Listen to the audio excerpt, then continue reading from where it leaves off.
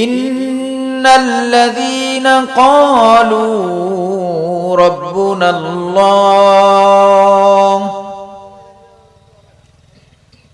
ثم استقاموا تتنزل عليهم الملائكة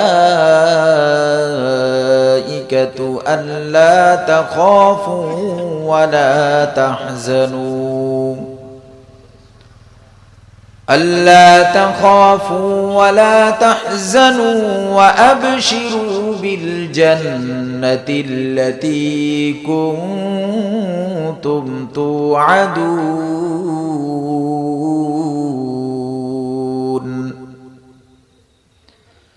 نحن أولياؤكم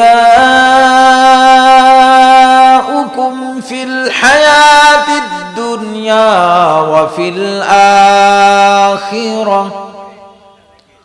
ولكم فيها ما تشتهي أنفسكم ولكم فيها ما تدعون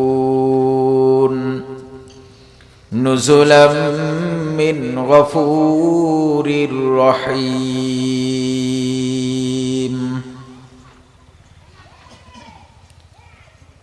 وقال رسول الله صلى الله عليه وسلم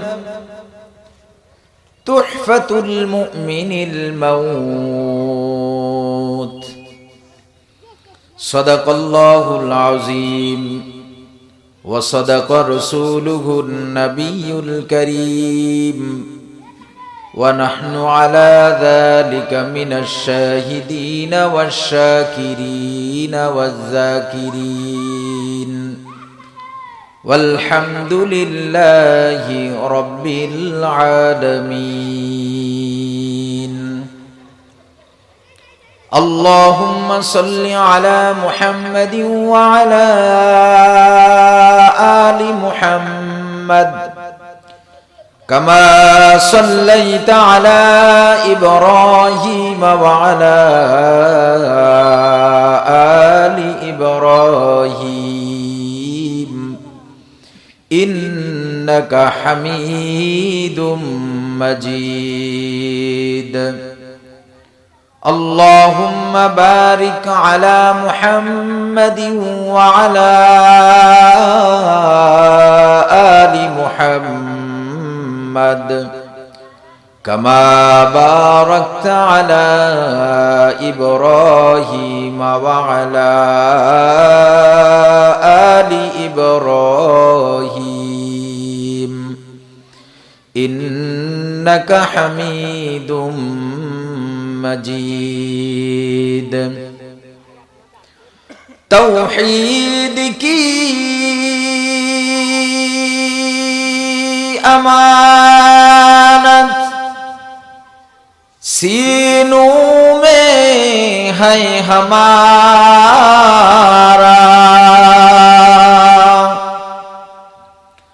توحید کی امانت سینوں میں ہے ہمارا آسا نہیں مٹانا نام و نشان ہمارا بلغ العلا بکمالہ کشف الدجا بجمالہ حسنت جميع خصاله صلوا عليه وآله بلغ العلا بكماله كشف الدجا بجماله حسنت جميع خصاله صلوا عليه وآله একদিন ব্যাপী আজকের ওয়াজ ও মাহফিল অত্র জলসার সম্মানিত সদর উপস্থিত মুরব্বিয়ানে কেরাম যুবক ভাইরা ছোট ছোট সোনামণিরা, আল্লাহ পাক রব্বুল আলামিনের দরবারে লাখ কোটি শুকরিয়া যে রব্বুল আলামিন আমাদেরকে এই ফিতনা ফাসাদের জামানায় আল্লাহ তাআলা ভালোবেসে মোহাব্বত করে এই জান্নাতের বাগানে আমাদেরকে আসার বসার সুযোগ করে দিয়েছেন। এই জন্য শুকরিয়া আদায় করি, সকলেই পড়ি আলহামদুলিল্লাহ। দুনিয়ার মধ্যে রাসূল করিম সাল্লাল্লাহু আলাইহি ওয়াসাল্লাম এটা ভবিষ্যৎবাণী করেছেন যে এমন একটা জামানা আসবে যেই জামানায়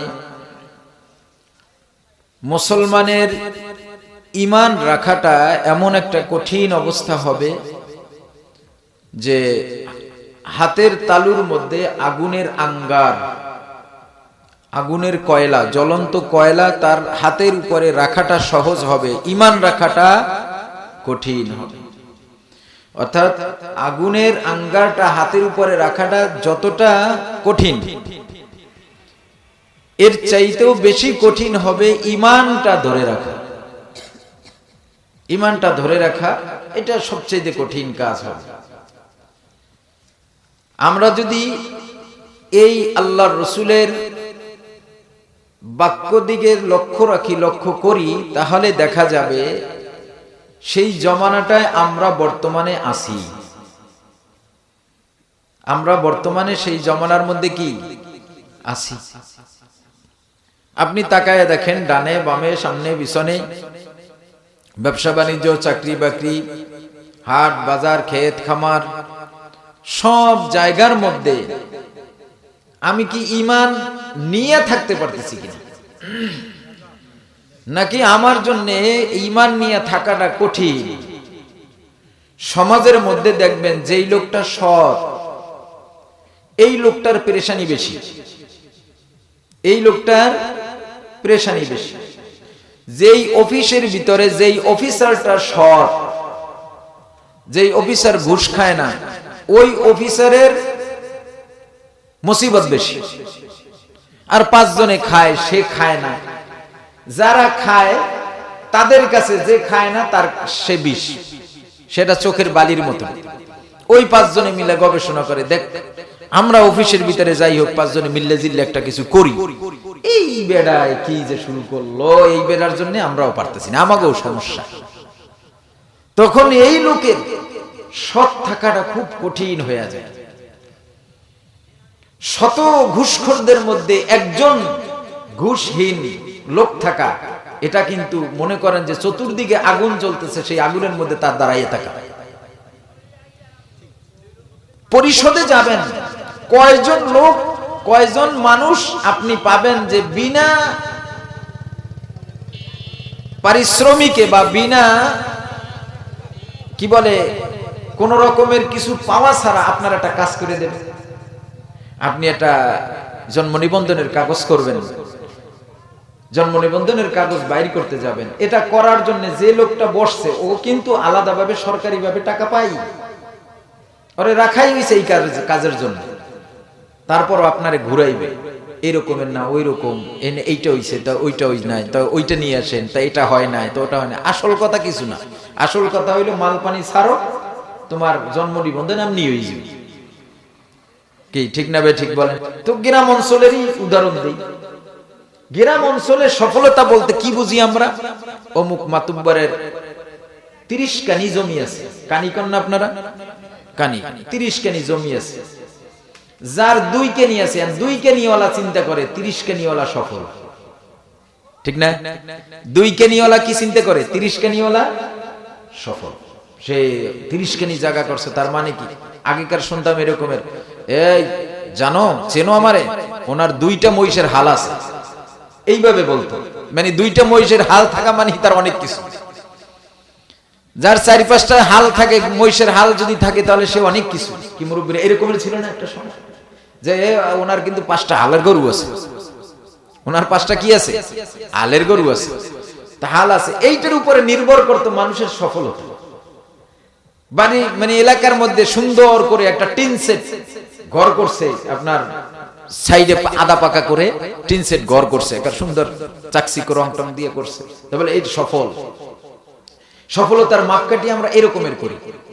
কেউ কেউ মনে করি যে আমার দুইটা ছেলে ইটালিতে থাকে, আরে বেটা এই বেটাই তো সফল, যে বেটার ছেলে দুইটা ইটালিতে থাকে, প্রত্যেক মাসে মাসে লক্ষ লক্ষ টাকা পাঠায়, ওখান থেকে 1000 ইউরো বাংলাদেশে আসলে বাংলাদেশে হয়ে যায় 1,15,000, ওখান থেকে পাঠাইছে কত 1000, বাংলাদেশে আইসে কত হইছে 1,15,000, তো 1,15,000 মাইনে রাখি অনেক কিছু না, তা এই বেটাই তো সফল। দুই পোলায় মিললে মোটামুটি যদি এক একজনে ভাগযোগ করে খাইয়ে দেয়, এরপরও যদি কেউ কি কয় 1500 রিয়াল পাঠায়, 1500 ইউরো পাঠায়, তো এই দেশে এসে তো টাকা আর টাকা, বাংলাদেশে তো টাকা আর টাকা, এই বেটাই সফল। ব্যবসা বাণিজ্যের ক্ষেত্রে বাজারের ভিতরে বড় দোকানটা তার, এ বেটা সফল, বড় ব্যবসাটা তার, ইট বালি সিমেন্টের ব্যবসা করতেছে, বড় তার ট্রেডার্স আছে, অতএব সে সফল কাম, এই রকমের চিন্তা ভাবনা আছে। কিন্তু আল্লাহ পাক রব্বুল আলামিন বলেন এই সফল না, এই সফল না। আসল সফল কারা?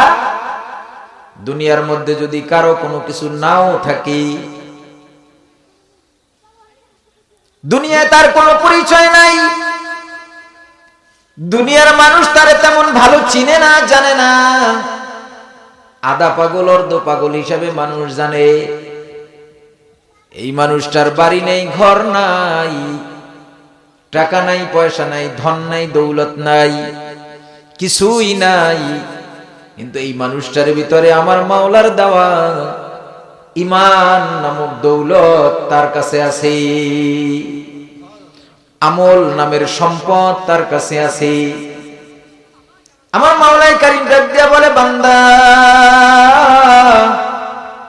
তুমি দুনিয়ায় যেটা সফলতা মনে করো আসলে ওটা সফল না, ওটা সফলতার বিষয় না, আসল সফল হইল সে যার কাছে ঈমান আর আমল আছে।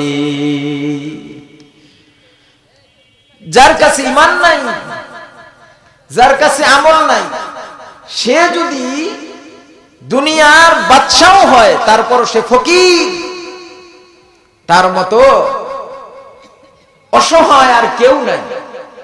কেননা দুনিয়ার সম্পদ চক্ষু যতদিন আপনার দেখতেছে অতদিন, চোখ যেদিনকার বন্ধ হয়ে যাবে তখন এই সম্পদ আর আপনার না, অন্য মানুষের, আওলাদ ফরজনদের, এটা আর আপনি মালিক নয়, এটার মালিক অন্যজন হয়ে গেল। তা আপনি এখন কিসের মালিক? খালি হাতে এসেছ রে মন, যাবে খালি হাতে, খালি হাতে এসেছ রে মন, যাবে খালি হাতে,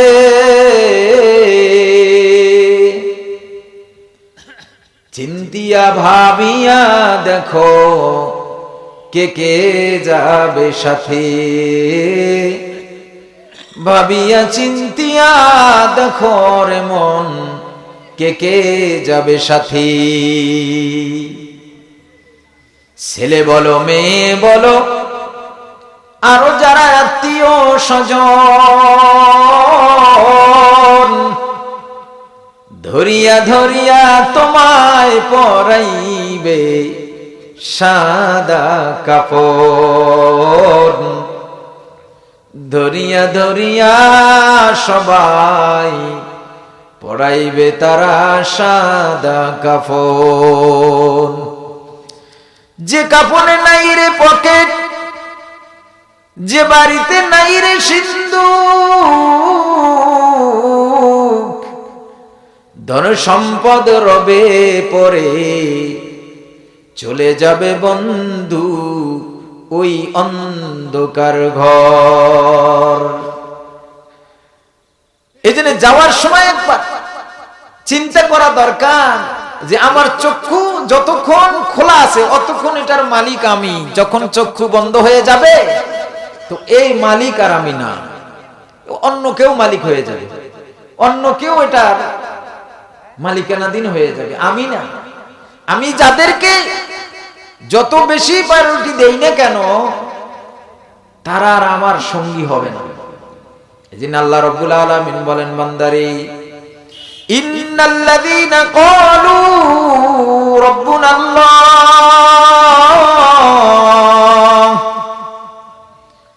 সুম্মা ইসতাকামু তাতানাজ্জালু আলাইহিমুল মালাঈকা আল্লা তাখাফু ওয়া লা তাহজানু ওয়া আবশিরু বিল জান্নাতিল্লাতী কুনতুম তুআদুন।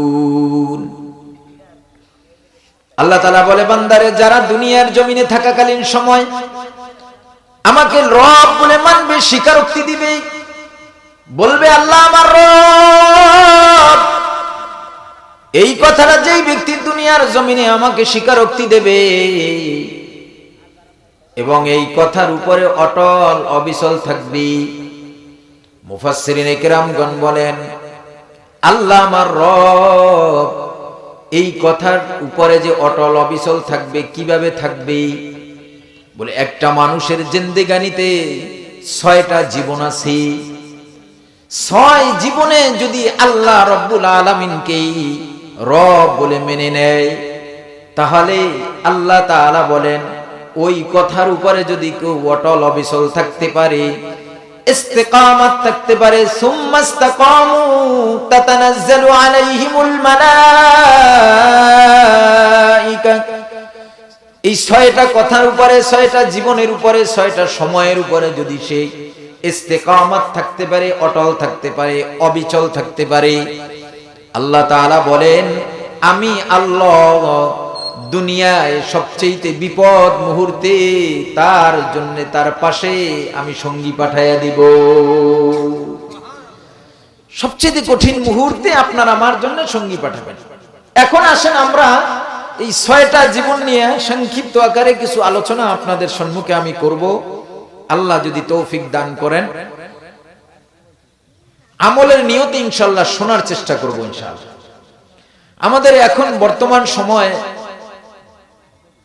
দামি মজলিসের চাইতে আমরা নিকৃষ্টতম মজলিসের সমাগম বেশি হয়। দামি মজলিসে মানুষ বসে কম, নিকৃষ্টতম মজলিসে মানুষে বসতে দেওয়ার মতো জায়গা হয় না। আপনারা আপনাদের মনে আছে কিনা জানি না, আমাদের দেশে আর্মি স্টেডিয়ামের মধ্যে একবার শাহরুখ খান আসছিলেন, মনে আছে? এটা আরো 2-3 বছর আগে হয়েছিল। আর্মি স্টেডিয়ামের মধ্যে শাহরুখ খান সাথে ইন্ডিয়ার যত নতর্কি, এই নতর্কিরা আসছিল। সেইখানে আমাদের দেশের একজন মন্ত্রী বসার জন্য সিট পায় না। আপনারা এটা তো ভাইরাল হয়ে গেছিল। একজন মন্ত্রী সে জায়গা পায় না, অর্থাৎ চেয়ার পায় না। শেষে ওই যে সিকিউরিটি গার্ডদের যে চেয়ার, যারা সিকিউরিটি গার্ড হিসেবে ভিতরে রয়েছে, এই একজন পুলিশ শেষে গিয়ে সেই মন্ত্রীর একটা চেয়ার নিয়েছে। মজলিসটা দামি মজলিস না কি গান? সব বুড়ো মানুষ, আপনারা মুরব্বী, সব বাবার বয়সী আপনারা আছেন। বুড়াদের মনের কথা বুড়ারা ভালো বলতে পারে। বুড়াদের মনের কথা কারা বলতে পারে ভালো? বুড়ারাই কিন্তু ভালো বলতে পারে। যুবকরা যুবকদের মন কথা ভালো বলতে পারে। তা আজকের আলহামদুলিল্লাহ আপনারা সব বয়োজ্যেষ্ঠ, যুবকের সংখ্যা একেবারেই কম। যুবকদের আয়োজনে মাহফিল, যুবকদের উপস্থিতিটা বেশি দরকার ছিল। যুবকদের উপস্থিতিটা কি ছিল? বেশি দরকার ছিল। যাক আলহামদুলিল্লাহ, যুবকদের আয়োজনে এই যে মজলিস হইতেছে, এটা হাসরের ময়দানে যুবকদের নাজাতের ওসিলা হয়ে যাবে ইনশাআল্লাহ। যুবকদের নাজাতের ওসিলা হয়ে যাবে। তারা চাইলে অন্য কিছু করতে পারত, কিন্তু সেটা না করে তারা একটা কোরআনের মাহফিল দিয়েছে। আলেমদেরকে একত্রিত করার চেষ্টা করছে, যাতে করে মানুষ দুনিয়া বিমুখ হইয়া দিনমুখী কেমনে হইতে পারে। বর্তমানে মানুষ আমরা যারা আছি দুনিয়া বিমুখ, কি বলে দিন বিমুখ, দিনমুখী না। অধিকাংশ মানুষ দিনের বাহিরে চলতেছে।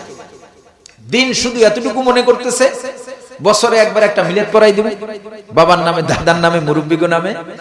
আর একটা হলো মাঝে মধ্যে গিয়ে জুমার নামাজ পড়ব। এটাই দিন। দুই এক ওয়াক্ত সময় পাইলে পড়লে পড়লাম, না পড়লে নাই। এটাই বুঝি দিন। আমার বাপে মুসলমান, দাদায় মুসলমান, আমার মুসলমানি কেউ খুন্তা দিয়ে খুঁজছে উড়াইলে নিতে পারবো? আমি তেমনি মুসলমান।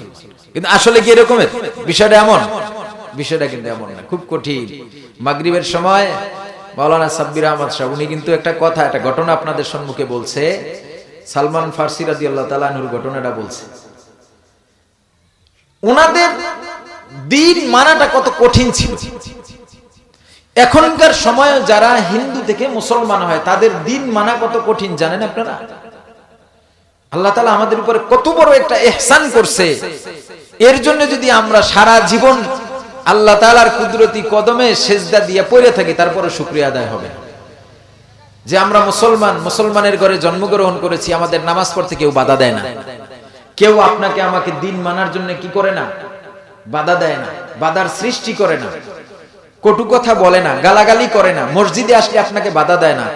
ভারতের, আমাদের পার্শ্ববর্তী দেশ ভারতে দেখেন, মসজিদে মুসলমান ঢুকবে তাই পুলিশে ঢুকতে দেয় না। নামাজ অবস্থায় পিটাইয়া মেরুদণ্ড ভাঙিয়ে দিতেছে, মাথা ফাটাই দিতেছে, ঠ্যাং ভাঙিয়ে দিতেছে, নামাজে দাঁড়াইছে। দেখতে পাইতেছেন না? কিন্তু আমাদের দেশে এমন হইতেছে, আমাদের দেশে এমন অবস্থা। মুসলমানের ঘরে জন্ম নিয়ে আমরা কিন্তু আমাদের মন মর্জি মতো চলতেছি এবং দিন আমরা মানতেছি না। অথচ এই দিন মানাটা আমাদের জন্য কত সহজ। দিন থেকে আমরা বিমুখ হয়ে আছি। এই জন্য যাতে করে মানুষ কিছুটা দিনমুখী হয়, দিনদার হয়, এই জন্য এই মজলিস। এর মধ্য থেকে যদি কোনো একটা মানুষ দিনের একটু এলেম পাওয়া যায়, দিন বুঝা যায়, ওই অনুযায়ী আমল করার চেষ্টা করে, তাহলে এই মাহফিল কামিয়াব। এই মাহফিল কি কামিয়াব? আপনাদের সহযোগিতায় তো হয়েছে, আপনাদের সহযোগিতাটাও কামিয়াব। এটা হাসরের ময়দানে আপনারা দ্বিগুণ নয় বরঞ্চ কয়েকশো গুণ বড় করে আবার আপনাকেই ফেরত দেওয়া হবে, আপনাকেই দেওয়া হবে। তো ভাইরা আমার, বলতেছিলাম আল্লাহ পাক রব্বুল আলামিন, তাকে যদি আমরা রব বলে মানি, এখন রব বলে আল্লাহ তাআলাকে কোথায় কোথায় মানব, এইটা হলো আমাদের আজকের আলোচনার বিষয়। আসেন, এক নাম্বার, আল্লাহ তাআলাকে আমরা রব বলে মানব আমাদের ব্যক্তিগত জীবনে। আমাদের ব্যক্তিগত জীবনে, আমাদের জীবনের মধ্যে ব্যক্তিগত একটা জীবন। আপনার ব্যক্তিগত জীবনে আপনি রব মানবেন কাকে? আল্লাহ রাব্বুল আলামিন। ব্যক্তিগত জীবন কি? একটা ছেলে কৈশোর থেকে যখন সে বয়স্ক হয়, প্রাপ্তবয়স্ক কত বছর? এখন কিন্তু আমরা এটা অনেকেই জানি না যে একটা ছেলে একটা মেয়ে প্রাপ্তবয়স্ক কখন হয়। আমরা জানি এটা সরকার একটা নিয়ম বেঁধে দিয়েছে, কি 18 বছর। একটা মেয়ে 18 বছরে সে মানে সাবালিকা, যদি 18 বছরের নিচে হয় তাহলে সে নাবালিকা। আচ্ছা আপনারা বলেন, একটা মেয়ে কি বালেগ হয় কয় বছরে? বলেন তো কয় বছরে একটা মেয়ে বালেগ হয়? বর্তমান সময় আপনার 9 বছরে, 9-10 বছরে। আপনারা খবর রাখেন কিনা জানি না, প্রাইমারি স্কুলের 5ম শ্রেণীতে পড়ে, 4র্থ শ্রেণীতে পড়ে, এ সমস্ত মেয়েরাও বালেগা হয়ে যায়। আপনারা জানেন না অনেকে হয়তো। 12 বছর ধরে রাখা হয়েছে, ওইটা একেবারে সর্বোচ্চ সীমা, ওইটা একটা কি সর্বোচ্চ সীমা। কিন্তু 10-11 এর ভিতরেই মেয়েরা বালেগা হয়ে যায়। এখন যখন একটা 10 বছর 11 বছরের মেয়ে বালেগা হয়ে যায়, বালেগা হয়ে গেলেই তার উপরে শরীয়তের সমস্ত হুকুম অর্পিত হয়ে যায়, তার কান্দে কিরামান কাতিবিনের লেখাপড়া শুরু হয়ে যায়। একটা ছেলে 12 বছর থেকে 14 বছর 15 বছর পর্যন্ত, অনেক ছেলেরা 12 বছরেই বালেগ হয়ে যায়, নিম্নে 12 উপরে 15, এর মধ্যেই সে কি হয়ে যায়? বালেগ হয়ে যায়। একটা ছেলে এর মধ্যে বালেগ হয়ে যাওয়ার সাথে সাথে তার আমলনামা লেখা শুরু হয়। এর আগ পর্যন্ত তার আমলনামা হয় না, আমলনামা লেখা হয় না এর আগ পর্যন্ত, যেমনি খুশি এমনি। এই জন্য হাদিসের ভিতরে এসেছে 10 বছর পর্যন্ত আপনি আপনার বাচ্চাকে 7 বছর পর্যন্ত সাথে নিয়ে, 7 বছর বয়স হয়ে গেলে আপনি আপনার বাচ্চাকে নিয়ে মসজিদে যাবেন। তাকে আদর করিয়া সোহাগ করিয়া মহব্বত দিয়ে আপনি তারে মসজিদের লাইন ধরাইবেন। 7, 8, 9, 10 অর্থাৎ 8, 9, 10 3 বছর আপনার সাথে সাথে নিবেন। একক তো গেল, একক তো গেল না, একক তো যাইবে, একক তো যাইতে চাইবে না, কানবে, এই সেই ইত্যাদি। 10 বছর যখন হয়ে যাবে তখন আর কান্দাকাটির দিকে তাকানো যাবে না, তখন আর কান্দাকাটির দিকে তাকানো যাবে না। তখন তাকে, সে যদি নামাজ না পড়ে তাহলে পিতামাতার দায়িত্ব হলো তাকে প্রহার করে নামাজ পড়ানো। হাদিসের ভিতরে আল্লাহ রাসূল বলেন, যেই ঘরের ভিতরে তার সন্তানকে দিন শিখানোর জন্য, নামাজ পড়ানোর জন্য লাঠি ঝুলানো থাকে, ওই ঘরের ভিতরে আল্লাহর রহমত থাকে। কেউ যদি, কোনো বাবা তার 10 বছরের সন্তানকে নামাজ না পড়ার কারণে যদি গায়ে তার প্রহার করে, একটা পিটান দেয় যে তুই কেন নামাজ পড়লি না, কেন নামাজ পড়লি না, কেন মসজিদে গেলি না, এই প্রহারটা যদি কোনো বাবা করে, আল্লাহর রাসূল বলেন জিহাদের ময়দানে কাফেরের গায়ে আপনি তলোয়ার দিয়ে একটা আঘাত করলে যেই সওয়াব পাইতেন, আপনার বাচ্চা নামাজে না যাওয়ার কারণে, আপনি বাড়িটা দেওয়ার কারণে, আঘাতটা করার কারণে ওই পরিমাণ সওয়াব পাবেন। বলেন তো আমরা কয়জনে করি এটা? জানেই তো না, জানি যে পিটান দিলে আরে সর্বনাশ, প্রাইভেট না পড়তে গেলে মায়কা আই তো তোর ভাত নাই, ঘরের 30 সীমানায় যাবি না, তোরা খাওন নাই, প্রাইভেট পড়তে গেলি না কেন? 300 টাকা দিই মাসে, 500 টাকা দিয়ে প্রাইভেট পড়াইতেছি, টাকা কি মা গাছে ধরে? প্রাইভেট পড়তে গেলি না, পিটান দেয়। একদিন স্কুলে না গেলে মায়ে বকা দেয়, বাপে বকা দেয়, বইনে বকা দেয়, চাচায় মামুরা কয় তুই স্কুল না গেলে না, তুমি তো ভালো ছেলে না, কি কয়, কি কয় না। কিন্তু এই ছেলেটা একদিন মসজিদে যায় না, একক তো নামাজ পড়ে না, এজন্য কিন্তু বাপেও বকে না, মায়েও বকে না। কথা ঠিক না বে ঠিক? বলেন, কথা বলেন, ঠিক না বে ঠিক? এই দিন দিন দিন মসজিদে মুসল্লি কমতেছে, এই যে মুসল্লির নাম মসজিদে নামাজ পড়লাম, সবই তো আপনারা মুরব্বীরা, আপনারা সব মুরব্বীরা, কই সেই ছেলেরা তো নাই, বাচ্চারা তো নাই। অথচ এই বাচ্চারাই হবে পরবর্তী সময়ের, আপনি চলে যাবেন, আপনি যাওয়ার পরে এরাই মুসল্লি। একজন মুরব্বী মারা যায়, একজন নামাজি মারা যায়, নামাজি মারা গেলে পরে বলেন তো নামাজি কি আর একজন জোগাড় হইতেছে? জোগাড় হইতেছে না, হইতেছে না। কেন হইতেছে না? কিছু কিছু মুসল্লিদের কারণে। আবার যেমন এখানে এই কথাটা বলেই রাখি, বলে দেই, নাহলে পরে আবার এটা আর আসবে না। ছেলেরা অনেক সময় দেখা গেছে মসজিদে গিয়ে একটু কথা কয়, একটু দুষ্টমি করে, একটু হাসাহাসি করে, একটু দুষ্টমি, একটু দৌড়দৌড়ি করে। এইটা আবার মহল্লার কিছু মুরব্বীরা আছে, এইটারে একেবারেই বরদাস্ত করে না, চিল্লাপাল্লা, এই তোর বাবার নাম কি, এই মসজিদে আইছে মারামারি করতে, এই আর মসজিদে রাবি না, মানে এমন কাউরা কাউরি, মানে ওই বাচ্চাটাই কতনি করছে, এর চাইতে ডবল করে ওই বুড়াই। এরকমের বুড়া আছে না নাই কন্ত দেখি? অথচ দেখেন আল্লাহ রাসূল কি বলছেন, আপনি অন্য মানে কি বলে আরব কান্ট্রির মসজিদগুলির ভিতরে তাকায় দেখেন, ইমাম সাহেবরা বাচ্চাদেরকে মসজিদে আনার জন্য মসজিদের ভিতরে খেলা করে বাচ্চাদেরকে নিয়ে, যাতে করে ওদের মন মসজিদের ভিতরে আসে। চকলেট রাখে, চকলেট সাইডে আপনার ইসের বক্সের ভিতরে চকলেট রাখে, বাচ্চারা এসে যেন চকলেট পায়। চকলেট, ওরা চকলেটের লোভে অন্তত মসজিদে আসবে, নামাজি হবে, মসজিদে আসবে, নামাজি হবে, এই জন্য চকলেট রাখে বাচ্চাদের জন্য। আর আমরা কি করি, এই সামনে কাতার বলে এরকম করে কি করে না? না, খবরদার এইটা করেন না, তাহলে আপনি মুসল্লি পাবেন না মসজিদে। একটা সময় আপনি আর মুসল্লি পাবেন না। কেন? ও বাসায় যাইই বলবে, এই তুই মসজিদ যাও না, মাই কইবে মসজিদ যাও না, মসজিদ গেলে ওই অমুক চাচাই আমার কান্দরি উঠাই দিছে, আমি যাইতাম, কান্দরি উঠাই দিছে, আমি এই জন্য যাব না। তাহলে আপনি এই বাচ্চাটাকে মসজিদে আসলো যে বাচ্চা, তাকে আপনি অনুৎসাহিত করলেন, আপনি ভালো কাজ করেন না, এটা খারাপ কাজ করছেন। বরং যদি দেখেন যে দুইটা বাচ্চা এক জায়গায় বসে দুষ্টামি করতেছে, আদর দিয়ে মাথায় পোছা দিয়ে যায়, তুই আমার পাশে, এই পাশে দাঁড়া, তুই আমার এই পাশে দাঁড়া, নে দুইজন দুই পাশে দাঁড় করা, এবার আপনি নামাজে দাঁড়ান, তাহলে আর সমস্যা নেই। দুইজনে যদি বেশি সমস্যা করে এরকম করে, একটা বাচ্চা যদি আপনি সেজদা দেন, ও যদি আপনার সেজদার ওখান দিয়ে একটা দৌড় দিয়ে আপনার মাথাটার মধ্যে একটা পাড়া দিছে, ওর কোনো গুনাহ নাই, ওর কোনো কি নাই, ওর কোনো গুনাহ নেই, ওর কোনো গুনাহ নেই।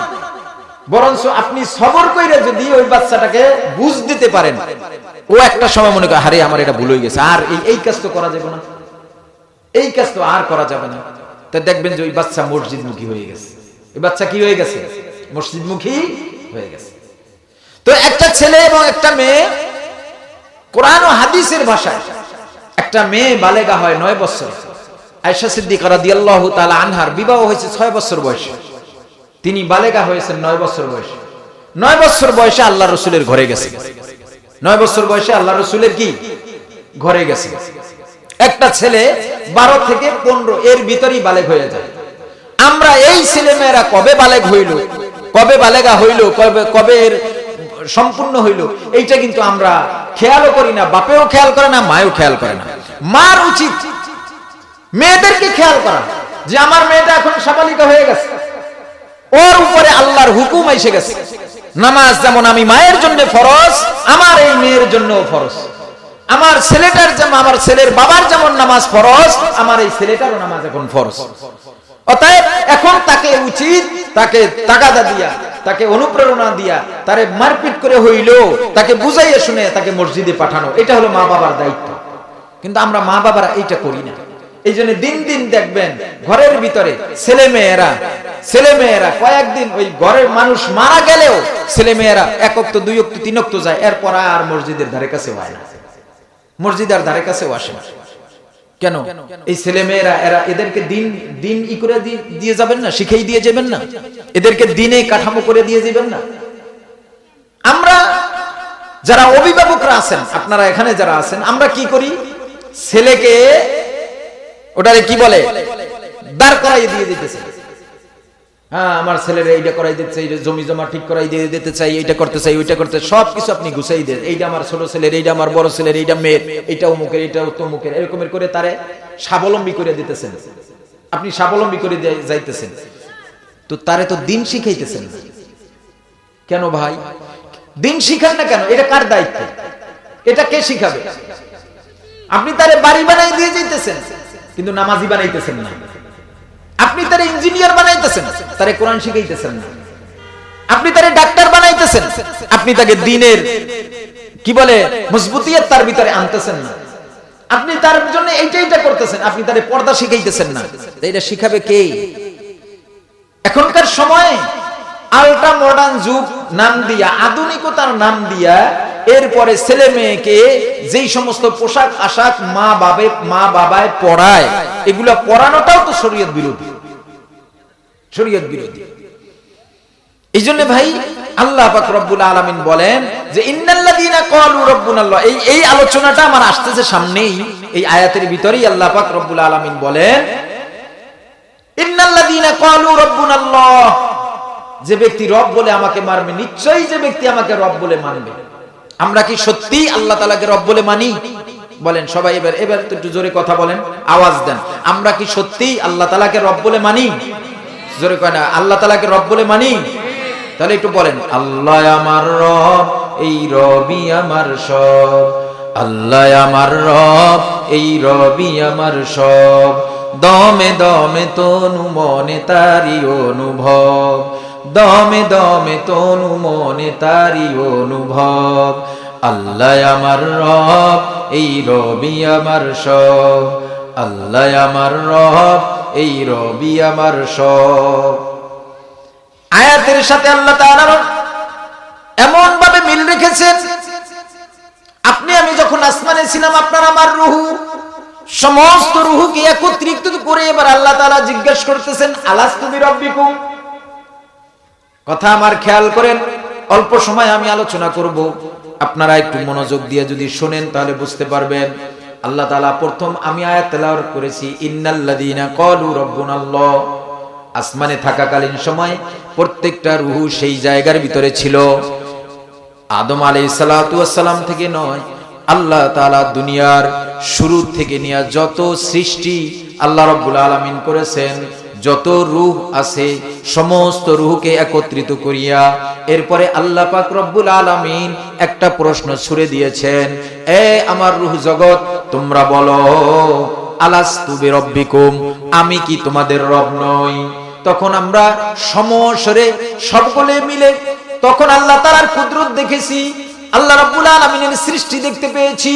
সবাই এক জায়গায় বসে, ওই জায়গার ভিতরে আপনি আমি যেমন ছিলাম, ওই জায়গার ভিতরে নমরুদ ছিল, ওই জায়গার ভিতরে ফেরাউন ছিল, ওইখানের মধ্যে যত আল্লাহর নাফরমান আছে সবাই ছিল, সমস্ত হিন্দুরা ছিল, সমস্ত খ্রিস্টানরা ছিল, সমস্ত বৌদ্ধরা ছিল, সবাই উপস্থিতি পাবে এক সমস্যারে সকলেই বলছে কলু বালা, নিশ্চয় আপনি আমাদের রব, আপনি আমাদের রব, আপনি আমাদের রব। আল্লাহ তাআলা বলেন শুধু এতটুকু বলছো, ভাইবা চিন্তা বইলো, তালে তালে বলিও না। আমাদের সমাজে কিছু মানুষ আছি আমরা তালে তালে তালে তালে যেভাবে যে দিক দিয়ে পারি সেদিক দিয়েই বলি। আল্লাহ তাআলা বলে না না, একটু চিন্তা কইরা বলো, একটা চিন্তা ভাবনা কইরা এরপরে এর উত্তর দিও, তুমি কি আমাকে রব বলে মানো কিনা? রূহ জগৎ সবাই একত্রিত হয়ে এবারে তারা বলছে নিশ্চয়ই আপনি আমাদের রব। আল্লাহ তাআলা বলেন ঠিক আছে, তোরা যেহেতু আমাকে রব বলে স্বীকার করে নিয়েছো, এবারে আমি শিখাইয়া দিলাম, যা পড়ানের পড়াইয়া তোমাদেরকে আমি দিয়ে দিলাম। এবারে তোমাদের একটা পরীক্ষা আছে, যেহেতু আমাকে রব বলে তোমরা মানছো, স্কুলের ভিতরে পড়ায় ক খ সরা সরা হ্রস্বই দীর্ঘ ইত্যাদি ইত্যাদি, ইংরেজি বাংলা অঙ্ক সব মিলিয়ে জিলিয়ে 5 বছর পর্যন্ত পড়ায়। 5 বছর পড়াইয়া এরপরে একটা ফাইনাল পরীক্ষা 5ম শ্রেণীতে। ওই ফাইনাল পরীক্ষার সময় এবারে কিন্তু কোনো শিক্ষক আর বইলা দেয় না, শিক্ষকের যা বলার ছিল তাই স্কুলের ক্লাসের ভিতরে বলছে। যখন পরীক্ষার হলের ভিতরে ঢুকছে, এখন আর কিন্তু শিক্ষকে বলবে না এইটাই ভাবে লেখো, ওইটা ওই ভাবে লেখো, এইটা ভুল হইছে, ওইটা ঠিক হয় না, এ কিন্তু আর শিক্ষকরা বলবে না। আমার মাওলাই কারীম ডাক দেয়া বলে বান্দারে, আমি আল্লাহ তোমাকে স্কুলে পড়াই দিছি, আমি আমার আরশ মহল্লার কাছে বসায়া বসায়া তোমাকে আমি সব কিছু দেখাইয়া দিছি। এরপরে আমি আল্লাহ দুনিয়ার ভিতরে তোমারে ছাইরা দিছি। এবারে দুনিয়ার ভিতরে ছাইরা দিয়া তোমাকে একটা ইমতিহানের জায়গায় ফেলায় দিছি। এই দুনিয়াটা চরকির মতো ঘোরার জায়গা না, এই দুনিয়াটা আনন্দ ফুর্তি করার দুনিয়া নয়। এই দুনিয়া হলো আল্লাহ পাক রব্বুল আলামিনের পাঠানো একটা জায়গা। এটাকে আল্লাহ তাআলা বলছেন পরীক্ষার স্থল। এই পরীক্ষার স্থলে আপনারে আমারে পাঠিয়ে দিছে। কাউকে ধনী বানাইছে, কাউকে গরিব বানাইছে, কাউকে শিক্ষিত বানাইছে, কাউকে অশিক্ষিত বানাইছে, কাউকে ভালো বানাইছে, কাউকে মন্দ বানাইছে। উপরে কিন্তু সবার জবাব ছিল এক, যে আমাদের রব কে? জোরে বলেন রব কে? আর একটু জোর হবে রব কে? আল্লাহ তাআলা বলেন বান্দারে, তুমি এটা আমারে দেখে এখন রব বলছো, দেখি আমারে না দেখে তুমি আমারে মানো কিনা। এই জন্য আল্লাহ তাআলা বলেন ইন্নাল্লাযীনা ক্বালু রব্বুনাল্লাহ, নিশ্চয় যে বলবে আমার রব আল্লাহ। কোন জায়গায়? ব্যক্তিগত জীবনে যে বলবে আমার রব আল্লাহ। এই যুবক ভাই, বৃদ্ধ বাবাজিরা আমার, ব্যক্তিগত জীবন কি? আপনি যখন বাজারে গেলেন, আপনি যখন মসজিদে আসলেন, নামাজ কালাম পড়লেন, পর্দা করাটা নিজের ব্যক্তিগত জীবন, দাড়ি রাখাটা নিজের ব্যক্তিগত জীবন, আপনি মাথায় টুপি পরবেন কি পরবেন না আপনার ব্যক্তিগত জীবন, শরীরে পাঞ্জাবি লাগাইবেন কি লাগাইবেন না ব্যক্তিগত না আরেকজনের কিছু আছে এখানে। আপনি পাঞ্জাবি পরবেন না শার্ট পরবেন, এটা কার ইচ্ছা? কথা কান না, কার ইচ্ছা? নিজের ইচ্ছা। কথার সাথে সাথে একটু তাল দিয়ে। আমাদের মুরব্বীরা আগে বলতেন নানাই গল্প কয়। নানাই কি কয়? গল্প বলে। তা গল্প পরে বলে নাতিরা বসে বসে চুপ করে শুনতেছে, এর নানাইকে দে বেটা কিছু একটা হা হু ক। কারণ গল্প বললে যে বলে তার সাথে যদি হু হা একটু মাথা লড়াই ছাড়াই, তাহলে কি যে গল্প বলে তার ভিতর থেকে আরো ভালো ভালো কথা বের হয়ে আসে, ভালো কথা বের হয়ে আসে। যদি মরা মানুষের মতো বইয়ে তাই কেউ কিছু কয়টা, তা গল্প বাইরে, গল্প তো বাইরে না, তাই তাদেরকে একটু হা হু কর, তাহলে তুই ভালো ভালো কথা শুনতে পারবো। ঠিক এটাও এরকমই একটা মজলিস। আপনি বসছেন ক্লাসের ভিতরে, স্যারে পড়াইতেছে পড়াইতেছে পড়াইতেছে লেকচার দিতেছে, কিন্তু লেকচারের একটা সময় এসে স্যারে জিজ্ঞেস করে ছাত্রদের কাছে, তখন যদি কোনো জবাব না দেয় বা উত্তর না দেয়, তখন কিন্তু স্যারের পড়াটার ভিতরে তেমন ইন্টারেস্ট আসে না, ভাল লাগে না। কি কথা ঠিক না বেটি? তা আপনারা এখানে যে কয়েকজন বড় আছেন, মোটামুটি যেটা বলতেছি, মানে যখন একটু বলা দরকার, মানে হাহু করা দরকার, একটু হাহু কইরেন, তাহলে কিন্তু ভালো ভালো কথা আসবে। যে না চুপ করে বয়ে থাকেন, যে আমরা কবরস্থানে আছি, কবরস্থানে যে আপনি আমাদের দেশে সবচেয়ে বড় বক্তা বা বড় যে ওয়াইজ আছে বা বড় মাওলানা আছে, এরে নিয়া সুন্দর করে প্যান্ডেল করে আপনার এলাকার যে কবরস্থানটা আছে এনে বয় দেন, হুজুরে বড় হজ করেন, এনে মানুষের অভাব নাই। এনে আমার দাদাই ঘুমায়, আমার নানাই ঘুমায়, আমার পাড়া প্রতিবেশী সব এই জায়গায় আছে, কেউ এখানে বাদ নাই, অনেক মানুষ আছে, আপনি এবার ওয়াজ করেন। বলেন তো এই ওয়াজ করতে পারবে? হ্যাঁ বলেন। আর ওয়াজ আসবে কেন? আসবে না, মানুষ তো আছে মরা, ওই মানুষের সামনে কথা বলা যায় না। তা আপনারা কি মরা না জেতা? মরা না জিন্দা? জিন্দা মানুষ হইলে একটু হা হু করতে। আল্লাহ রাব্বুল আলামিন ডাক দেয়া বলে, বান্দারে তুমি যে আমারে রব বলে মানছো, এইটা আমি পরীক্ষা নিব দুনিয়ার জমিনে। যাও যাও যাও, এবারে দুনিয়ার জমিনের ভিতরে আমি কোন মাখলুককে তাকে ইচ্ছা শক্তি দিয়ে দেই নাই। ইচ্ছা শক্তিটা আমি কেবল মাত্র শুধুমাত্র তোমাদেরকে দিছি। দেখেন, একটা গরুতে কিন্তু ইচ্ছায় চলতে পারে না, একটা বিড়াল সে ইচ্ছায় চলে না, একটা হাতি তার নিজ ইচ্ছায় চলতে পারে না, একটা গাছ তার নিজ ইচ্ছায় চলতে পারে না, একটা মাছ তার নিজ ইচ্ছায় চলতে পারে না। কারণ আল্লাহ তাআলা যেভাবে হুকুম করছেন ওকে ঠিক ওইভাবেই চলতে হইতেছে। ও প্রতিটা মুহূর্ত আল্লাহ তাআলার হুকুমের গোলাম হয়ে চলতেছে। কিন্তু একটা মানুষ আল্লাহ তাআলা তার স্বাধীনতা দিয়ে দিয়েছে। তুমি মন চাইলে নামাজ পড়তে পারো, মন চাইলে নামাজকে নাও পড়তে পারো, মন চাইলে আল্লাহকে আল্লাহ বলে ডাক দিতে পারো, আর মন চাইলে নাও ডাকতে পারো, মন চাইলে মাহফিলে আসতে পারো, আবার মন চাইলে ওই যে গান বাজনা হইতেছে সেখানেও যাইতে পারো, মন চাইলে সুদ খাইতে পারো, মন চাইলে আবার সুদ নাও খাইতে পারো, মন চাইলে ভালো কথা বলতে পারো, না চাইলে নাও বলতে পারো। এই ইচ্ছাটা কেবলমাত্র মানুষকে দিয়েছেন কে? জোরে বলেন, কে দিয়েছে? একমাত্র আল্লাহ তাআলা দিয়েছেন। এই মানুষকে ইচ্ছা শক্তিটা দিয়েছেন, আর কেউ দেয় না। আপনি হাসরের ময়দানে বলবেন, আল্লাহ আমার তো ইচ্ছা শক্তি দেন না, আপনি তো আমার বান্দা রাখছেন।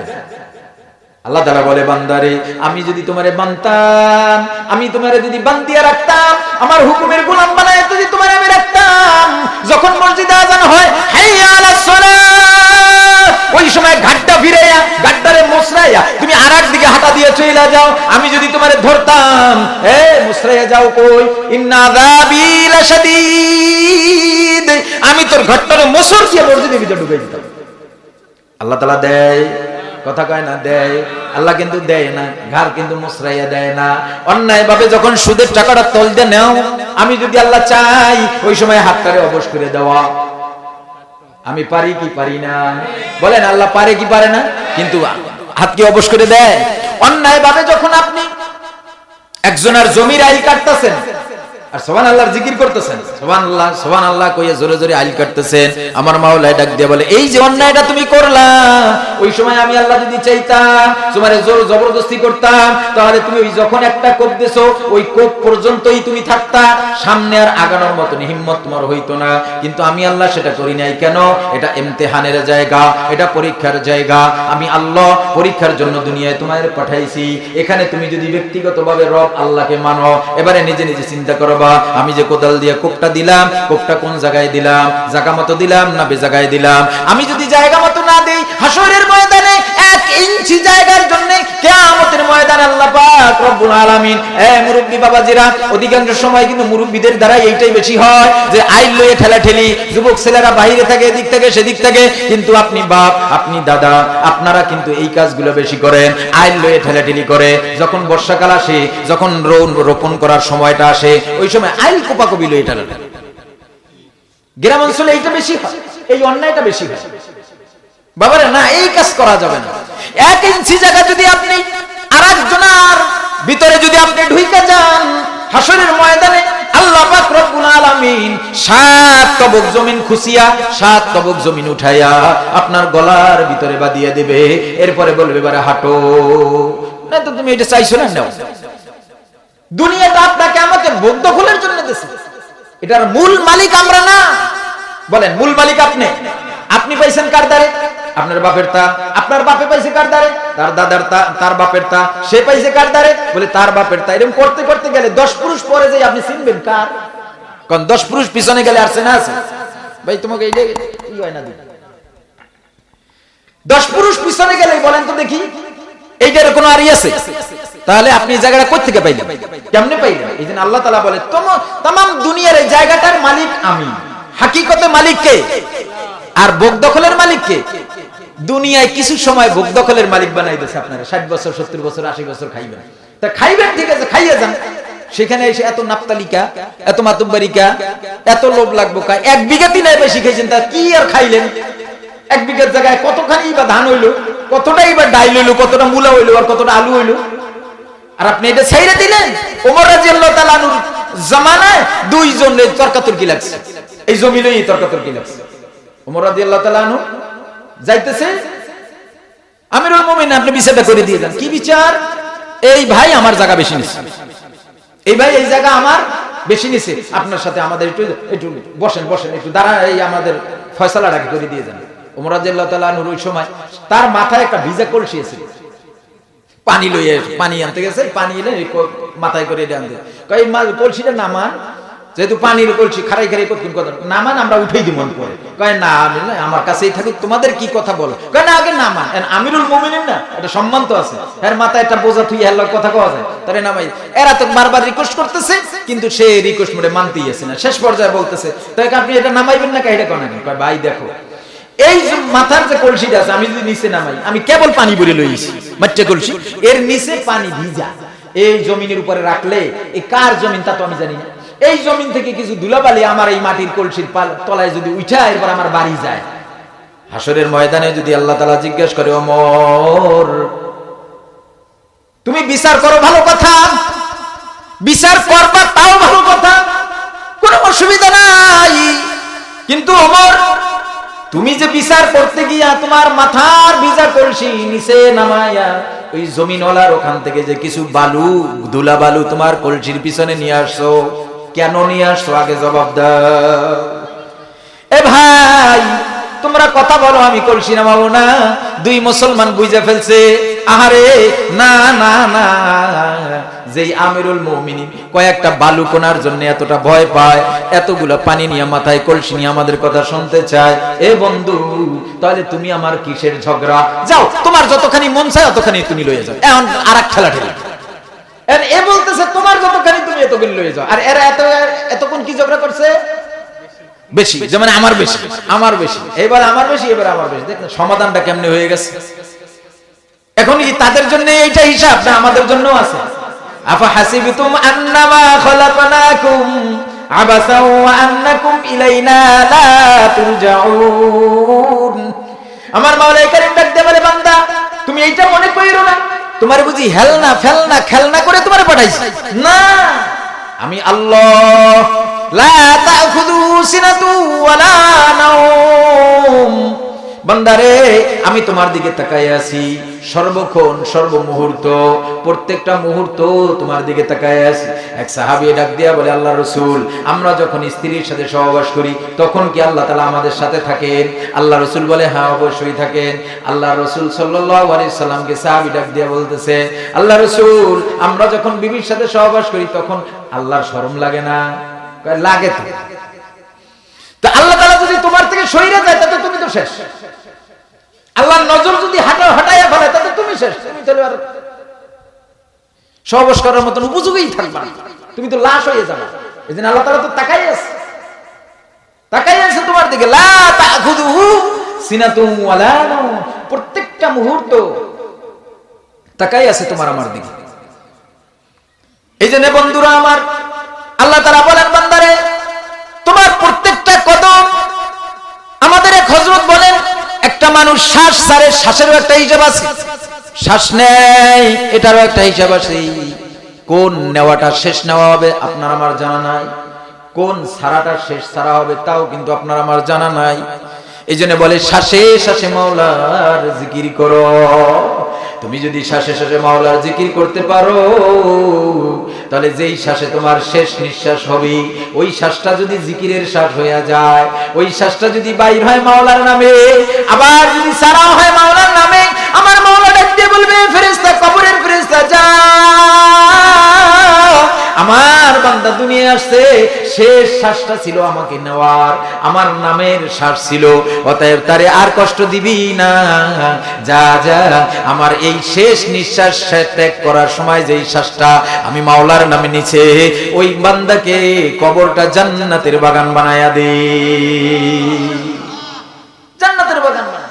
প্রত্যেকটা হিসাব, চোখের এক একটা পলক, এক একটা দৃষ্টি, কোন দিকে তাকাইলাম, কি নিয়তে তাকাইলাম, কি দেখলাম, কেন দেখলাম, ওর ভিতরে যদি মাওলার নূরে জামন্দি থাকে ওর ভিতরে যদি মাওলার পাওয়ার কোনো আশা থাকে তাহলে ওই তাকানোটা হবে নেকি, কিন্তু যদি দৃষ্টিটা হয় বেকা তাহলে ওটা হবে গুনাহ বদি।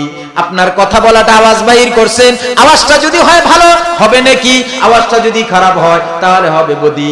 অতএব প্রত্যেকটা বিষয় আমার মাওলায়ে কারীম কিরামান কাতিবিন সিসিটিভি ক্যামেরার মতন যেমন ভাবে রেকর্ড করতেছে ঠিক ওরকমের ভাবে আবার লেখাও রাখতে আছে। আগে সিসিটিভি বললে মানুষ তো জানতো না, বুঝতো না যে সিসিটিভিটা কি, কিন্তু সিসিটিভি আগে থাকে। কিরামান কাতিবিনা ইয়ালামুনা মা তাফআলুন ইন্নাল আবরার লাফি নাঈম। এইজন্য আল্লাহ পাক রব্বুল আলামিন আপনার আমার জিন্দেগীর যেই জিন্দেগিটা আপনি আমি পার করতেছি এটা একটা পরীক্ষার হলের ভিতরে, এই পরীক্ষার হলের ভিতরে থাইকা এবারে কি করতে হবে? আল্লাহ তাআলাকে রব মানতে হবে। কাকে রব মানতে হবে বলেন? আল্লাহ তাআলাকে রব বলে মানতে হবে। আল্লাহ তাআলাকে যদি রব বলে এখানে মানতে পারি, ব্যক্তিগত জীবনে বলতেছিলাম তো আপনি মাথায় টুপি পরবেন কি পরবেন না এটা আপনার ব্যক্তিগত জীবন, পাঞ্জাবি গায়ে দিবেন কি দিবেন না এটা আপনার ব্যক্তিগত জীবন, আপনি দাড়ি রাখবেন কি রাখবেন না কি আপনার ব্যক্তিগত, এখানে কারো কোনোই নেই। হ্যাঁ, একটা জায়গায় আছে, কোনটা? যে অনেক সময় আর্মিতে চাকরি করতে গেলে, পুলিশে চাকরি করতে গেলে এইটা কাটতে হয়, এটা কাইটা এরপরে যোগ দিতে হয়। আমার সাথে একটা ছেলে আসছে, আমার সফর সঙ্গী, আপনারা দেখছেন লম্বা করে দিয়েছিলেন, এ আর্মিতে চান্স পাইছে, এর খালাতো ভাই মামাতো ভাই আরো যারা যারা 9 জন আর্মিতে চাকরি করে এবং ভালো ভালো পোস্টে আছে, এও চান্স পাইছে। তা এই দাড়ি কাটা লাগবে বিদায় ডিলেট দিয়েছে, দাড়ি কাটা লাগবে এই জন্য সে এই চাকরি বাদ দিয়ে আমার লগে লগে থাকে। আমার মাদ্রাসা আছে, মাদ্রাসার আমার সহকারী হিসেবে পরিচালনা করে, এই চাকরিতে ছাইড়ে দিয়ে পরে আছে। তো আমি বলি যে এটা তো ব্যক্তিগত জীবন, চাইলে সে ওখানে যাইতে পারতো, এটারে কাইটা দিয়ে পারতো কি পারতো না? বলেন এটা কি ব্যক্তিগত না অন্য কিছু? ব্যক্তিগত কিনা? যুবক ভাইরা বলেন ব্যক্তিগত কিনা? কিন্তু সেই ব্যক্তিগত জিনিসটাকে সেটা কি করেছে? ওটাকে সে জলাঞ্জলি দিয়েছে, ওটাকে জলাঞ্জলি দিয়া সে কি নিয়েছে? যে আল্লাহ যাতে নারাজ না হয়ে যায়, আল্লাহ যাতে নারাজ না হয়ে যায়। কারণ মরণ কার কখন আসবে বলা যায়? মরণ কার কখন আসবে বলা যায়? বলা যায় না। এই জন্য এই ব্যক্তিগত জীবনে আপনি রব মানবেন কাকে? আল্লাহ রাব্বুল আলামিন, ব্যক্তিগত জীবনে রব। এরপরে আসেন আল্লাহ পাক রব্বুল আলামিন বলেন, বান্দারে তুমি এবার পারিবারিক জীবনে রব মানবা কাকে? প্রথম যে আলোচনাগুলো দিয়েছিল বাচ্চাদের কথা বলছিলাম, ছেলে মেয়েদের কথা বলছিলাম, এইখানেই এখন সেই আলোচনা, সেটা হলো আপনি আপনার পারিবারিক জীবনে রব মানবেন কাকে? বলেন বলেন বলেন, এইবার বলেন, পারিবারিক জীবনে রব মানবেন কাকে? আল্লাহকে খুশি করে, আল্লাহকে রব বলে আপনি কি করবেন? পারিবারিক জীবন চালাইবেন। আপনার বিবিরে পর্দায় রাখবেন আল্লাহকে রব মানিয়া, এখন বেপর্দায় ঘুরাইবেন রব মানিয়া। কি বলেন? রব মানিয়া বেপর্দায় ঘুরাইবেন? এই যুবক ভাইরা কথা বলো, রব মানিয়া বেপর্দায় ঘুরান যাইবো? আল্লাহ তাআলা কি বলছে তুমি আমারে মাইনা এরপরে বেপর্দায় বউলি আডো? এখন বর্তমান জনে তো ফ্যাশন হয়ে গেছে, যার বউ যত সুন্দর তারে বেশি সুন্দর করে সাজাইয়া মোটরসাইকেলের পিছনে নিয়ে ঘোরে। হ্যাঁ, এটা ঘোরে না? এলাকায় নাই মনে হয়, অন্য সব এলাকায় আছে, আমাদের ওই এলাকায়ও আছে, অঞ্চলে আছে, এলাকা আছে, এলাকা আছে। হ্যাঁ, ও যুবক ভাই, এই পারিবারিক জীবনে রব মানবা কাকে?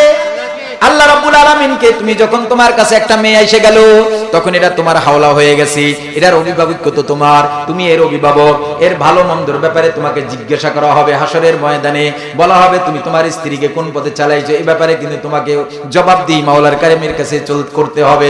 তুমি যে তোমার বিবি বেপরদায় রাখো, বেপরদায় চালাও, হাসরের ময়দানে এই বিবি তোমার নামে কমপ্লেইন করবে, আল্লাহ আমি তো আমার স্বামীর অধীনে ছিলাম, আমার স্বামী যেভাবে বলতো আমি তো ওইভাবে চলতাম, ওর উল্টা আমার স্বামী আমারে বলছে তার বন্ধুর সামনে সাইজা যাওয়ার জন্য, আমার স্বামী আমারে বলছে তার ভাই বেরাদের সামনে যাওয়ার জন্য, না গেলে ঘরের ভিতর থেকে আমাকে এইটা বলে ওইটা বলে। এরকম ফ্যামিলি আছে না নাই? জোরে কয় না, আছে না নাই? যে ফ্যামিলির থেকে অনেক সময় দেখা গেছে ছেলেটা একটু দুই তাবলিগ করে আসছে, এক সিলে লাগাই আসছে, যুবক মানুষ অনেক আছে না, আছে না, এরকমের আছে না, এক সিলে লাগাই আসছে, বা কোনো হক্কানি পীর মাশায়েখদের কাছে থাইকে কিছু সময় থাইকে আসছে, বা আলেম ওলামার সাথে সম্পর্ক রাখে একটু দিন কিছুটা শিখছে, চিন্তা করছে সর্বনাশ, স্ত্রীকে বিবিকে পর্দা করতেই হবে, পর্দা না করলে সে দায়ুস, তার জন্য জাহান্নাম, তার জন্য জান্নাত হারাম, অতএব আমার বিবিকে একটু পর্দা করব। যখন এইটা করার জন্য বাড়িতে যায়, বাড়িতে গিয়ে নিয়মটা মানার চেষ্টা করে, তখন মায়ে জ্বালা দেয়, একটা বউ, তোর ছোট একটা ভাই কেবল অনার্সে পড়ে বা ইন্টারে পড়ে, ওরে দুগ্গ বাদ বেরিয়ে দেবে, এই তোর বউ যে দেয় না আল্লাহর ওলি গেছো। হ্যাঁ বুঝছি, জানি কত নামাজি। বাপে এক কথা কয়, মা এক কথা কয়, আবার পাশের মানুষ আর এক কথা কয়, তো বেচারি কি করবে, মানে টেকতে না পাইরা এরপরে শেষে কাজ করতে হয়। আছে না রে? জোরে বলেন আছে না নাই? এরকম ফ্যামিলি আছে না নাই? না খবরদার এটা কইরেন না। আল হামু ওয়াল মাউত, আল্লাহ রাসূল বলেন দেবর হলো ভাবির জন্য মউত, মানে মৃত্যু। দেবর ভাবির জন্য কি? জোরে কোন, দেবর ভাবির জন্য কি? মৃত্যু। এখন আপনি শাশুড়ি হইয়া আপনার বউডারে এই মৃত্যুর কোলে ঠেলে দিতেছেন, আপনি শ্বশুর হইয়া আপনি স্বামী হইয়া আপনি তার মৃত্যুর কোলে ঢেলে দিতেছেন। আর অনেক মহিলারাও আছে, আরে দেবর গুলাকে কথাবার্তা বলতে সে বেশি পছন্দ করে। হ্যাঁ, দেবরটা কলেজে পড়ে, ভার্সিটিতে পড়ে, আর তার সাথে মিঠা মিঠা কথা কয়, স্বামীর লগে যা না কয় হার লগে হিয়ে কয়। এইরকমের কিছু খাচ্ছুরেপানা মহিলা আছে না নাই? কথা কয় আছে না নাই? হ্যাঁ, এদেরকে বলা হয়েছে দাইয়ুস। দাইয়ুস যারা, এদের জন্য জাহান্নাম ওয়াজিব, জান্নাত হারাম। এই জন্য পারিবারিক ভাবে খুব সাবধান। পারিবারিক ভাবে রব মানতে হবে কাকে?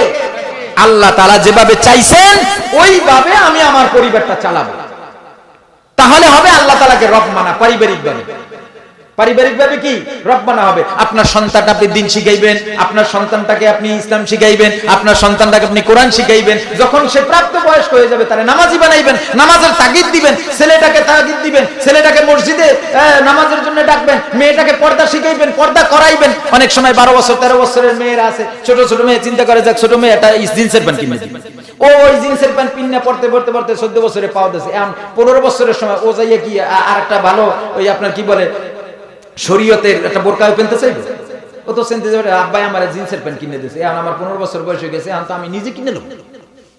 কথা কন ঠিক না বেঠি? আমি নিজে কিনে কিনবো, এখন তার হেগো দ্বারা আমার যাওয়ার দরকার নেই। বন্ধু বান্ধবের সাথে মিললে এরপরে গিয়ে হ্যাঁ নিজে একটা কিনে এনে পড়বো। আয় হায়, কি যে একটা অবস্থা শুরু হইল বর্তমানে, যে ছেলেদের জিন্সের প্যান্ট সব মাইয়াগো পরনে, ছেলেগো জিন্সের প্যান্ট সব মেয়েদের পরনে। আর কিছু কিছু ছেলেরা আছে এখন মেয়েদের কাপড় চোপড় তারা পছন্দ করে তারা পরা শুরু করছে। কি এক আজীব কারবার! মেয়েদের কি বলে টাকনুর নিচে থাকার কথা পায়জামা, এই পায়জামা উঠে গেছে টাকনুর উপরে, আড়ুর কাছে আয়া পড়ছে। আর ছেলেরা একেবারে নেতে নেতে নেতে নেতে কি কয় গোড়ালির মধ্যে এইরকম ঢুকাই, মানে এমনি ঢুকাই এবার পরে গোড়ালি ছিঁড়ে যায় প্যান্ট পরতে পরতে। অথচ টাকনুর উপরে পরার দরকার ছিল তার, সেটা না কইরা পড়ছে আরেকজন। যেখানে যেটা দরকার সেখানে সেটা না দিয়ে আরেকটা আরেকটা। এই জন্য এই যে পারিবারিক জীবনে রব আল্লাহ তাআলাকে আপনি মানছেন কি মানেন নাই, এজন্য কিন্তু আপনার ধরা খাওয়া লাগবে কি লাগবে না বলেন? জবাব দিয়ে দেওয়া লাগবে কি লাগবে না? এই জন্য পারিবারিক জীবনে আমার আল্লাহ ডাক দিয়ে বলেন ইন্নাল্লাযীনা ক্বালু রাব্বুনাল্লাহ, বান্দারে তোমার পারিবারিক জীবনে যদি আমাকে রব বলে মানো, আমাকে রব বলিয়া মানিয়া তোমার ছেলেটারে তুমি যদি কোরআন শিখাও, তোমার মেয়েটাকে যদি দিন শিখাও, পর্দা শিখাও, তুমি যদি নিজের দিনের উপরে চলো, তোমার বিবিরে যদি তুমি পর্দায় রাখো, তুমি যদি তোমার পরিবারের ভিতরে যা কিছু হয় না কেন সমস্ত কিছু যদি তুমি মাওলার দিন মাইনা চলো, আল্লাহ তাআলার হুকুমের উপরে তুমি যদি চলতে পারো, তোমার মাওলাই কারীম ডাক দিয়া বলে তাহলে ওই জায়গায় আমাকেই রব মানা হইল। আর যদি তুমি আমারে রব মানলা না, পারিবারিক জীবনে মন চাইলো বিবিরে একদিকে পাঠাইয়ে দিলা, মাইয়া আর একদিকে পাঠিয়ে দিলা, ছেলে যেমন খুশি তেমন চলে, পড়াশোনা করে ঠিকই, পড়াশোনার জন্য তাগিদ দাও, টাকা পয়সা দাও, আরো কত কিছু দাও, কিন্তু তোমার ছেলেটা নামাজ পড়ে না, মনের ভুলেও কোনোদিন একবার কইলে না বাবা নামাজটা কেন পড়ো না, কেন তুমি নামাজে যাও না, তুমি মসজিদে কেন যাও না, পর্দাটা কেন করো না, কোরআন কেন শিখলা না, এই বিষয়গুলি হলো আপনার পারিবারিক জীবনে রব মানতে হবে আল্লাহ তাআলাকে। কেউ যদি আল্লাহ তাআলাকে রব মানিয়া সন্তানটারে দিন শিখায়, ছেলে মেয়ের দিন শিখায়, বিবির পর্দায় রাখে, ওই আইল ছাড়া বাদ দিয়া এরপরে নিজে যদি সঠিক পথ মতো চলতে পারে, আমার মাওলাই কারীম ডাক দিয়া বলল তাহলে তোমার 2 নাম্বার জীবনে তুমি রব মানলা আল্লাহকে। 3 নাম্বার জীবন, পরিবার চালাইতে গেলে অর্থ লাগবে, বিবি চালাইতে গেলে অর্থ লাগবে। এই আর্থিক জীবনে, অর্থনৈতিক জীবনে তুমি রব মানবা আল্লাহকে। কামাই মন চাইলে যেখান থেকে খুশি সেখানে করা যাবে না, আল্লাহ তাআলার হুকুম অনুযায়ী, রাসূলের আদর্শ অনুযায়ী কাজ কামাই করতে হবে। যেখানে হালাল, হালালটা আপনার কামাই করতে হবে। হারামের দিকে হাত বাড়ানো যাবে না, পাও বাড়ানো যাবে না। খালি মন চাইলে, এটা ব্যবসা। অনেকে বলে ব্যবসা, ব্যবসার কথা বইলে এবারে হালাল বাদ দিয়ে এবারে হারামের দিকে সে পথ বাড়ায়, হাত বাড়ায়, কদম ফেলায়। গাজার ব্যবসা চালাই দেয় অনেকে, আমি যেটা তুমি ব্যবসা করতেছি, গাজার ব্যবসা করে। কি ব্যবসা করতেছে বলেন? আগে এই গাজা নামটা গ্রাম এলাকার মানুষের জানতো না বা চিনতো না, এই শহর এলাকায় এগুলা চলতো। কিন্তু এখন বর্তমান সময়ে গ্রাম এলাকাটা এটা সেবনের একেবারে নিরাপদ জায়গা। গাছতলায়, বাসতলায়, সারা বাড়ি, ভিডা বাড়ি যেখানে আছে বেড়ের কোণে বৈশা বৈশা, এরপরে পোলাপানে এক জায়গায় মিললে টাস খেলে আর কিলো করে। কি বলেন? কথা ঠিক নেবে? ঠিক। এই এলাকায় নাই, অন্যান্য এলাকায় আছে, আমাদের এলাকায় এরকমের আছে। গ্রামের মধ্যে একদিন আমার এলাকারই এক ভাই কয়, ভাইজান কি যে হাল, কি যে অবস্থা, পোলাপানে এখন সিগারেট মানে ওই বিড়ি কিনে নিয়ে বিড়ির ভিতরে ওই করে ঢুকে ঢলা দিয়ে ঢুকে এরপরে খায় গোপনে। এনার পুলিশ তো আর হয় না, গ্রাম না, তার পুলিশও হয় না, কেউ তার ডাক খোঁজল হয় না। শহরে তো তার অত ওরম জায়গা নাই, খাইতে গেলে যাইতে হইলে বিভিন্ন চিপা চাপার মধ্যে বসে খায়, কিন্তু গ্রাম তো একেবারে খোলা যায়। তাহলে কি বলেন, এটা হালাল? এখন যদি কেউ চিন্তা করে যে এই ব্যবসাটা করি, এটার ভিতরে কোনো ই নাই, এটার ইনকামও বেশি, লাভ বেশি, ফেন্সিডিল, হিরোইন, আরো যা যা আছে ইত্যাদি ইত্যাদি, এইগুলির ব্যবসা করি। এরপরে এর সাথে আরেকটু কই, সেটা হলো চায়ের দোকানে বিড়ি সিগারেট। যারা বিড়ি সিগারেট বেচে অনেকে চিন্তা করে যে আমার কাস্টমার ধরে রাখার জন্য আমি বিড়ি সিগারেট বেচতেছি। বলেন, বিড়ি সিগারেট খাওয়া কি ভালো, জায়েজ, সুন্নাত, সুন্নাতে মুআক্কাদা? তো কি বলেন, কি এটা? যেই জিনিসের দ্বারা আপনার শরীরের কোনো উপকার হইতেছে না, ক্ষতি ছাড়া। বিড়ি খাইলে উপকার হয়, শরীর মোটা হয়, চোখের জ্যোতি বাড়ে, জিহ্বায় স্বাদ বাড়ে, কি বাড়ে? কি হ্যাঁ, ক্ষতি করে কি করে না? অনেকে চিন্তা করে, অনেক নামাজি হাজি সাহেব মানুষ, আগে চায়ের দোকান টোকান থেকে হস্টস করে আইসে, যাই হোক টাকা পয়সা দুইটা হইছে, সে চায়ের দোকান ঠিকই রাখছে, কিন্তু বিড়ি সিগারেট ব্যবসাটাও ঠিক রাখছে, যদিও লাভ কম। বিড়ি সিগারেটের সবচেয়ে লাভ কম, এই যারা ব্যবসা করে এরা ভালো জানে। বিড়ি সিগারেটের সবচেয়ে লাভ কি? কম। এই এখন বর্তমান যে সরকার আছে, সরকার তো এখন এর উপরে ট্যাক্স বাড়াই দিয়েছে বেশি, 15%। আগে যা ছিল তার যদি আর 15% বাড়ছে বিড়ি সিগারেটের উপরে পড়ে। তারপরও কি যা হয় ওকে 15%, হুজুর 30% দিলেও কোনো সমস্যা নেই, আমরা খাম। আগে নাহলে 3টে খাইছি, এখন 2টে খাম। এই চিন্তা ভাবনা, খাওয়া ছাড়া নেই, খাওয়া ছাড়া নেই। তাহলে তার জন্য কথা না, কথা হলো যিনি বেচেন তার সাথে। আপনি মনে করতেছেন বিড়ি সিগারেট বেচা সারাদিন 200 কাপ চা বেচছেন, 5 টাকা করে পিস বেচলে 200 কাপ চায়ের দাম 2000 টাকা। এই 2000 টাকার ভিতরে আপনার লাভ হয়েছে 900 টাকা, 1100 টাকা আপনার খরচ।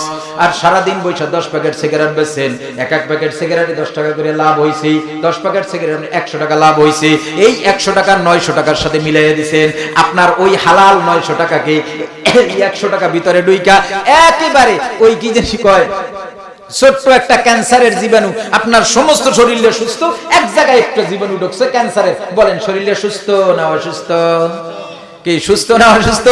ওই এক জীবাণুতে আপনার 900 টাকায় পোক ধরাই দিচ্ছে। ওই 900 টাকার ভিতরে আপনার পোক ধরাই দিচ্ছে 100 টাকায়। এবার বলেন, এটা হালাল না হারাম? জোরে কয় না, হালাল না হারাম? এখন আল্লাহ রাব্বুল আলামিন বলে, বান্দারে তোমার এই আর্থিক জীবনে তুমি যদি হালাল চাও, হালাল যদি তুমি না খাও, তুমি হারাম রে মিশ্রণ করিয়া যদি তুমি চলো, তাহলে এইখানে তুমি আর আমাকে রব বইলা মানলা না। হইতে পারো নামাজি, হইতে পারো গাজী, হইতে পারো হাজি, হইতে পারো দাড়িওয়ালা, হইতে পারো টুপিওয়ালা, হইতে পারো মহল্লার ভিতরে বড় একজন মুরব্বী, হইতে পারো তুমি মসজিদের সভাপতি, হইতে পারো তুমি সেক্রেটারি, আরো যা মন চায় তাই হও। তোমার ওই যে হারাম ইনকামের কারণে, হারাম জীবিকার কারণে যতজনরে তুমি হারাম খাওয়াইলা, তারা তো হারাম খাইয়া মোসমাস মাইরা গেল, কিন্তু ধরা কিন্তু তুমি ধরা খাইবে তুমি। আল্লাহ তাআলার কাছে জবাব দিয়ে এটা তোমার দেওয়া লাগবে, তার দেওয়া লাগবে না। এই জন্য ইনকামের ব্যাপারে আমার যুবক ভাইয়েরা, বৃদ্ধ বাবাজিরা, আমার খুব খেয়াল করতে হবে।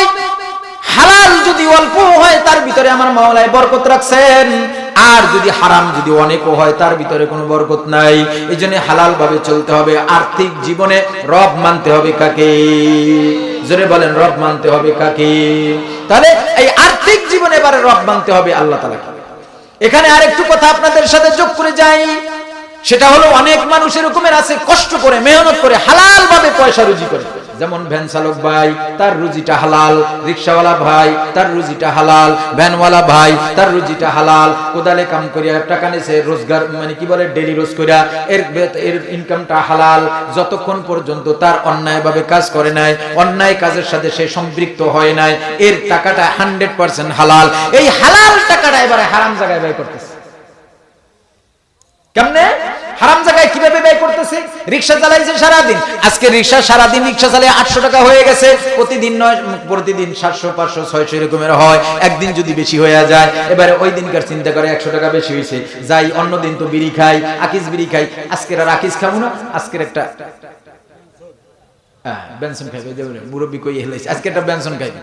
ও ভাই তুমি হালাল ইনকাম করলা, ইনকামটা তোমার হালাল হইলো, ভাঙলা কোথায়? হারাম জায়গায় ভাঙলা।